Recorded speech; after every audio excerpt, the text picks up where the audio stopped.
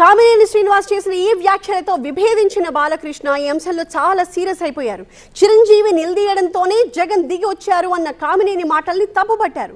కామినేని ఉదాహరణ సరికాదు అన్న బాలకృష్ణ చిరంజీవి గట్టిగా అడిగితే జగన్ దిగొచ్చారు అన్నది శుద్ధ అబద్ధం అన్నారు. ఎవరు గట్టిగా అడగలేదు అన్న బాలకృష్ణ కూటమి ప్రభుత్వం కూడా ఎఫ్డీసీ సమావేశం జాబితాలో కనీస గౌరవం లేకుండా తన పేరుని 9వ స్థానంలో పెట్టిందని ఆగ్రహం వ్యక్తం చేశారు. అప్పుడే కందుల దుర్గేష్ కి ఫోన్ చేసి అడిగాను అని చెప్పారు బాలకృష్ణ. అప్పుడు అందరూ ఇండస్ట్రీ కలవడానికి వెళ్ళినప్పుడు సైకో గారిని చిరంజీవి గారు గట్టిగా అడిగితే అప్పుడు ఈయన వచ్చాడంది అబద్ధం. గట్టిగా ఎవడు అడగలేదు అక్కడ. అది మీరు అన్నారు ఇందాక, ఏదో గట్టిగా అడిగితే ఈయన వచ్చాడు మళ్ళీ కలవడానికి, లేకపోతే ఏదో సినిమాటోగ్రఫీ మినిస్టర్ కలవమన్నారు అని. ఏంటంటే అడిగినా అండి అవి మిగతాను ఓకే, అవమానించడం ఆయన ఓకే. ఏదో ఆయన పెద్ద గట్టిగా చెప్తే ఆయన దిగి వచ్చాడంట కలవడానికి, లేకపోతే సినిమాటోగ్రఫీ మినిస్టర్ కలవమన్నా అంట. మనం కూడా నాకు ఇన్విటేషన్ వచ్చింది ఇక్కడ ఫిల్మ్ డెవలప్మెంట్ ఒక లిస్ట్ తయారు చేయమని. నాది 9వ పేరు వేశారు. అది ఎవరో ఈయన నేను అడిగాను కూడా, దుర్గేష్ గారిని కూడా అడిగాను, గౌరవ సినిమాటోగ్రఫీ మంత్రి కూడా అడిగాను, ఎవడో అడిగేసిందని. The respect a human being, even be opposition or us. 9వ పేరు వేశారు. ఇది అదేదో గట్టిగా ఎవడు అడిగాడు, గట్టిగా అడిగితే పంపించారు లోపలికి, వచ్చాడు ఈడు కలవడానికి. Sorry, I want to clarify this. No, very good, sir. అయితే బాలకృష్ణ వ్యాఖ్యలపై మెగాస్టార్ చిరంజీవి కూడా స్పందించడంతో ఇప్పుడు ఈ దుమారం పెద్దదైపోయింది. ప్రస్తుతం విదేశాల్లో ఉన్న ఆయన ఈ అంశంపై సుదీర్ఘమైన ఉత్తరాన్ని విడుదల చేశారు. అసెంబ్లీలో బాలకృష్ణ చేసిన వ్యాఖ్యల్ని తప్పుపట్టిన మెగాస్టార్ తన లేఖ ద్వారా నాడు ప్రభుత్వంతో సినీ పెద్దల చర్చల సందర్భంగా ఏం జరిగింది అనే విషయాన్ని వివరించారు. దీంతో ఇద్దరు అగ్రనటుల మధ్య వ్యవహారం పీక్స్ కి చేరినట్టయింది. అయితే ఈ అంశం బాలకృష్ణ చిరంజీవులకు సంబంధించింది అయినా జగన్ పేరు ప్రస్తావనకి రావడంతో వైసీపీ నేతలు కూడా తీవ్ర స్థాయిలో స్పందించారు. ఎన్టీఆర్ కడుపున సంస్కార హీరుడు పుట్టాడు అంటూ ఆగ్రహం వ్యక్తం చేశారు మాజీ మంత్రి పేర్ని నాని. అఖండ సినిమా విషయంలో జగన్ కి బాలయ్య ఫోన్ చేసిన విషయాన్ని గుర్తు చేశారు ఆయన. ఎక్స్ వేదికగా బాలకృష్ణపై విరుచుకుపడ్డారు మరో మాజీ మంత్రి గుడివాడ అమర్నాథ్. నెత్తిన విగ్గు చేతిలో పెగ్గు ఉంటే సరిపోదు, ఒంటికి కొంచెం సిగ్గు కూడా ఉండాలి అంటూ తీవ్ర వ్యాఖ్యలు చేశారు అమర్నాథ్. ప్రపంచంలోని అతిపెద్ద సైకో బాలకృష్ణ అంటూ ఎక్స్ లో ధ్వజమెత్తారు మరో మాజీ మంత్రి అంబటి రాంబాబు. బాలకృష్ణ నోరు అదుపులో పెట్టుకోవాలి అన్నారు జూపూడి ప్రభాకర్. సైకో పదం బాలకృష్ణకే సరిపోతుంది అంటూ ఎద్దేవా చేశారు.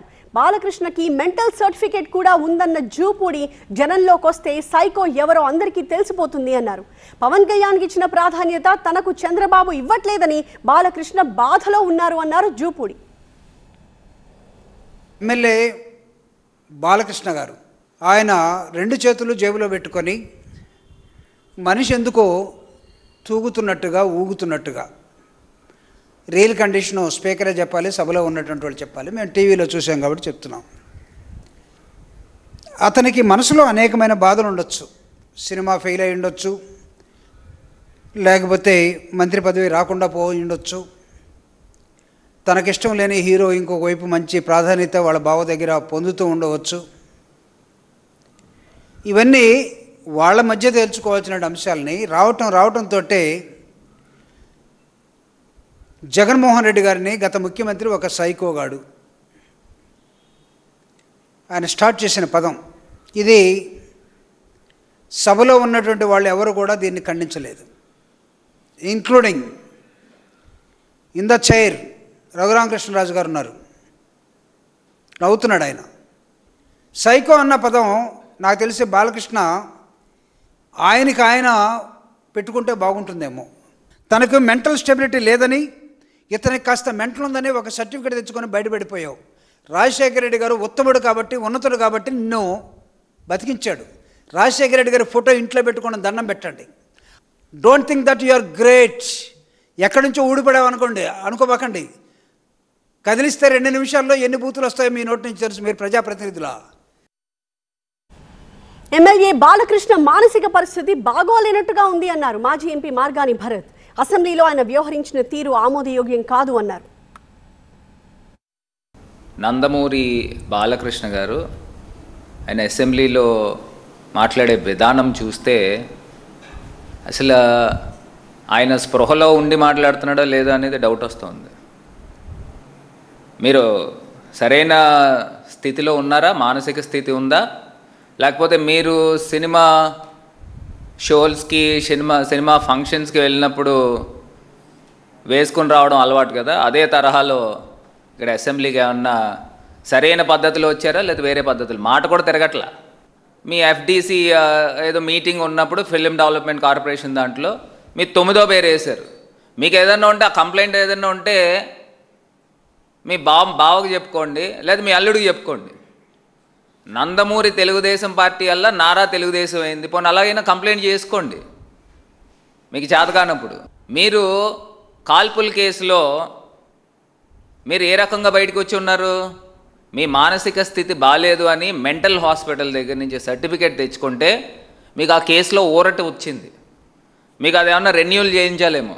2 జేబుల్లో చేతులు పెట్టుకుని, మళ్ళీనేమో తలపైన కూలింగ్ గ్లాసెస్ గాగల్స్ పెట్టుకుని ఫ్లోర్ ఆఫ్ ద హౌస్లో మీరు చైర్కి సంబోధిస్తూ జేబుల్లో చేతులు పెట్టుకుని మాట్లాడే విధానం, ఆ హై హ్యాండెడ్నెస్ అసలు ఏంటి అని అసలు అర్థం కావట్లే. ప్రజలకు మీరు ఏం సమాధానం చెప్దాం అనుకుంటున్నారు?